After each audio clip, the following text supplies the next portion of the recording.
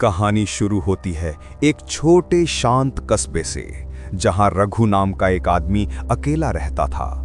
उसकी जिंदगी में एक ही साथी था, उसका पालतू कुत्ता जिसका नाम था शेरू।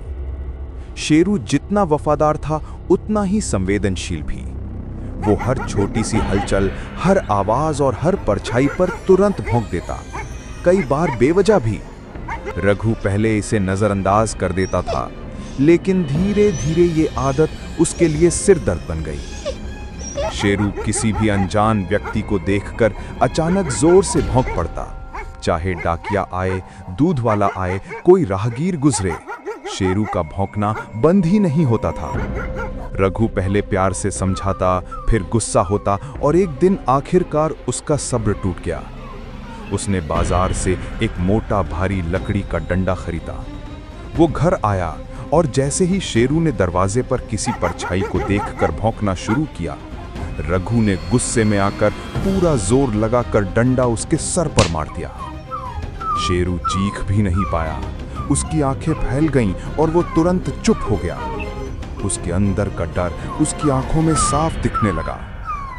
उस दिन रघु को एक अजीब सी राहत मिली। उसे लगा कि वो आखिरकार शेरू को काबू में कर चुका है। लेकिन असली समस्या अब शुरू हुई। अब तो शेरू भौंकता भी नहीं था, लेकिन रघु का गुस्सा बढ़ता ही गया। जब भी उसे लगता कि शेरू शायद भौंकने वाला है, वो बिना वजह उसे पीट देता। हर बार डंडा उठते ही शेरू कांपने लगता, उसकी पूंछ नीचे हो जाती, शरीर सिकुड़ जाता और आंखों में डर उतर आता। रघु को यह एहसास नहीं था कि वो अपने सबसे वफादार साथी को रोज रोज तोड़ रहा है। एक रात की बात है, रघु खाना बनाने के बाद रसोई से बाहर निकला, लेकिन गैस बंद करना भूल गया। पूरा कमरा गैस की गंध से धीरे धीरे भरने लगा। शेरू दूसरे कमरे में लेटा था, उसे गंध सबसे पहले महसूस हुई। वो भागकर रसोई की ओर आया। गैस पूरी तरह खुली हुई थी। अगर ये ऐसे ही कुछ मिनट और चलता तो पूरा घर ध्वस्त हो सकता था। शेरू ने डरते हुए रघु की तरफ देखा। वो उसे चेतावनी देने के लिए भौंकना चाहता था, लेकिन डंडे का डर उसकी आत्मा में उतर चुका था। वो जानता था जैसे ही आवाज निकाली, रघु उसे फिर मार देगा। शेरू ने 2 बार कोशिश की, हल्की सी आवाज निकली, फिर वो पीछे हट गया। उसके शरीर में डर और वफादारी एक साथ लड़ रहे थे। उसे पता था कि खतरा है, लेकिन अपने मालिक की मार उससे भी बड़ा डर था। आखिरकार वो घर के बाहर भाग गया।